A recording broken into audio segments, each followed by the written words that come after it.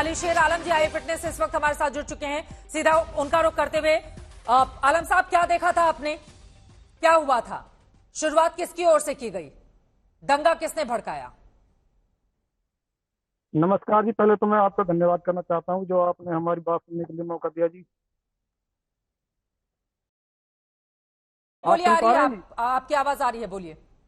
ऐसा है जी, दंगा भड़काने के लिए ये जो हमारे तरफ से भी हैं और कोई दूसरी तरफ से भी हैं, जो कुछ लोग जिन्होंने इन लोगों को उकसाया है और जो सोशल मीडिया पर इन्होंने पहल की थी, उसकी वजह से लोगों में एक बहुत ही ज्यादा अलग तरह की नफरत पैदा होने लग गई थी। और इन लोगों ने ये गलत तरीके से सोशल मीडिया पे एक वीडियो जारी किया था। मोनू मानेसर है, उसने किया था पहले, फिर एक और बिट्टू बजरंगी आपने नाम अपनी का आंखों से था। क्या देखा, दंगा क्यों भड़का, उसकी रिपोर्ट जो ग्राउंड से सामने आई है वो हमने दिखा दी है। आपने अपनी आंखों से क्या देखा? आंखों से ही यही देखा कि जब हम पहुंचे थे उस टाइम पे तो दोनों तरफ से बस ये लोग, दोनों तरफ से गिड़ पत्थर और यही हो रहा था जी। और चारों तरफ हाहाकार मच गया था, आग लगी हुई थी, बहुत सी गाड़ियों को जला दिया गया और बहुत से गरीब लोगों को जो गिड़ पत्थर की गई उन पे नुकसान हुआ जी। काफी लोगों में नफरत का माहौल पैदा हो गया था शुरू कैसे हुआ? जी। शुरू ये यही था जी, इनकी एक ये जो हमारे दूसरा समाज है उनकी तरफ से एक शोभा यात्रा निकाली जा रही थी। कुछ उसमें भी शरारती तत्व थे जो गलत तरीके से नारेबाजी कर रहे थे। तो फिर दूसरी तरफ के पक्ष में भी कुछ ऐसे लोग होते हैं जो आप भी जानते हो जी, उन्होंने इस तरह की जब वो नारेबाजी कर रहे थे तो बस उसी से लोगों में नफरत पैदा हो गई और एक दूसरे में गाली गलौच होने के बाद में गिड़ पत्थर है, बस यही इस तरीके से ही शुरुआत हो गई जी। फिर पूरे, दूसरे तरफ शरारती तत्व थे, वो नारेबाजी कर रहे थे, तो उधर वाले हाँ लोगों जी, के छतों के ऊपर पत्थर कहां से आए? क्या नारेबाजी होने वो के तो बाद पत्थर इकट्ठे किए गए थे, या 3-4 दिन पहले नहीं से ही जी, वहां पर बंदोबस्त किया गया था कि नहीं, नारेबाजी तीन होगी चार तीन उसके बाद पत्थर फेंके तीन जाएंगे? चार ऐसा ऐसा कोई प्री प्लान हमारी उसमें नजर में नहीं आया कि जो कोई 3-4 दिन पहले का कोई ऐसा वो था। बाकी 3 दिन पहले एक वीडियो जारी हुआ था जो मोनू मानेसर ने किया था, वो पूरी तरह से पूरे जिले में फैल गया था जी। वो सोशल मीडिया पे बहुत जबरदस्त तरीके से चल रहा था और लोग उसी को बार बार शेयर कर रहे थे, पोस्ट कर रहे थे। तो उसी से ये सारा मंजर जो ये हुआ है, जो एक खौफनाक मंजर हुआ है, इसी पुलिस से की हुआ है। तादाद कितनी थी जहां पर ये दंगे हो रहे थे, आपस में दो समुदायों के लोग आपस में भिड़ गए, पुलिस वालों की कितनी मौजूदगी थी वहां पर, और क्या पुलिस ने वहां पुलिस पर बल प्रयोग करके इसको शांत कराने की भी कोशिश की थी? पुलिस की मौजूदगी थी पर उस हिसाब से नहीं थी जिस हिसाब से होनी चाहिए थी। और उसी का ये, अगर पुलिस की तादाद कुछ ज्यादा होती तो शायद ये नज़ारा बिल्कुल। देखने को नहीं मिलता, ये मामला नहीं होता। पुलिस की तादाद थी लेकिन उतनी तादाद में नहीं थी। हम्म। और पुलिस को भी ऐसी कोई इनपुट नहीं होगी कि भाई इतना बड़ा ये दंगा हो जाएगा, पूरा जिले में आग के हवाले हो जाएगा और ऐसा हो जाएगा। हम्म।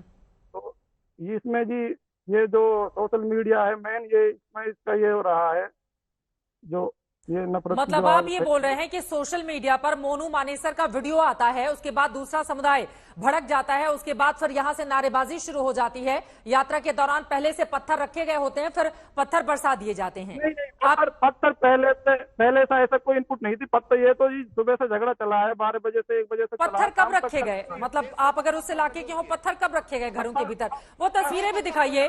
अगर 15-15 लोग छत के ऊपर चढ़े हुए हैं और सबके हाथ में पत्थर है, तो अगर मैं एक ही बार में मानूं कि 15 पत्थर तो कहां से आए?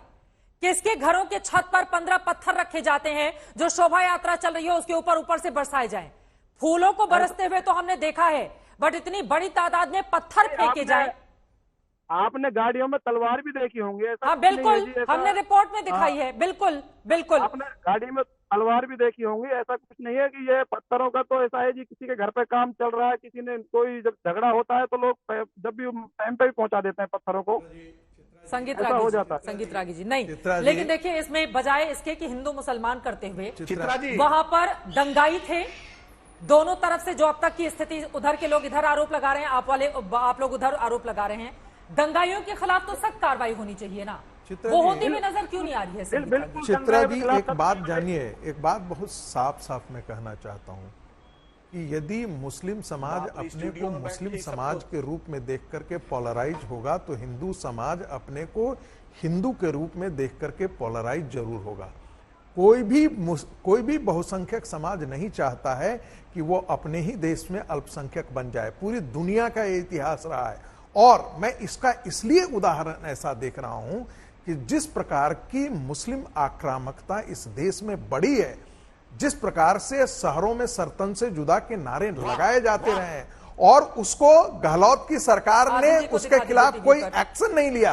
नूह के ही इलाके में कार्रवाइयां होती हैं, वो लोग करते हैं, हिंदू लड़कियों को लेकर के चले जाते हैं और लौटाने के बाद कहते हैं यार मैंने लौटा दिया, इतना कोई कम एहसान किया क्या? जो इस प्रकार की चीजें आप देखिए एर्नाकुलम में कार्रवाई कीजिए। सरकार किसकी होती है? नहीं, सरकार किसकी होती है? इसीलिए होती है ना।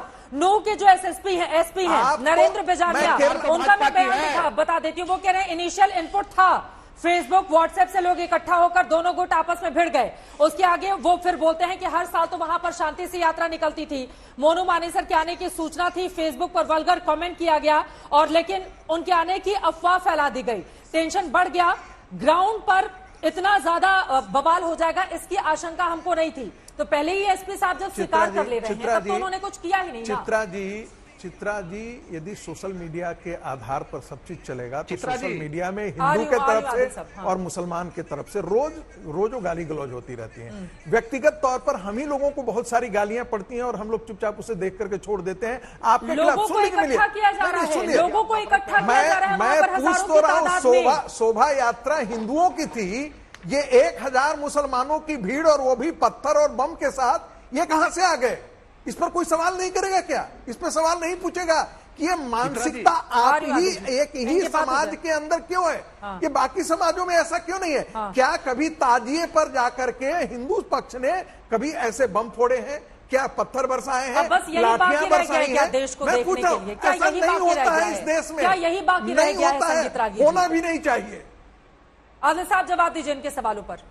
यही चाहते हैं और वो बड़े भोले मन से कह रहे हैं। देखिए आप बतलाइए, मकानों में काम होते रहते हैं इसलिए अरे वहां पेट्रोल बम कहां से रखेंगे? वो भी पेट्रोल बम भी मकानों में काम के हिस्से चित्रा जी को जानकारी है, संगीत सोम को सब जानकारी है।